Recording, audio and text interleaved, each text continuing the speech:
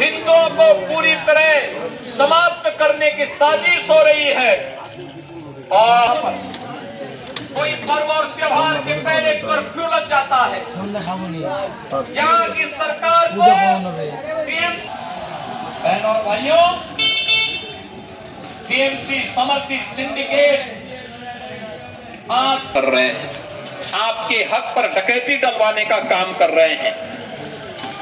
TMC नाम ही आज यहां पर तुष्टीकरण, माफिया राज और कटमनी का प्रतीक बन गया है। याद रखना, हमें ऐसी सरकार नहीं चाहिए जो तुष्टीकरण करे। हमें सबका साथ, सबका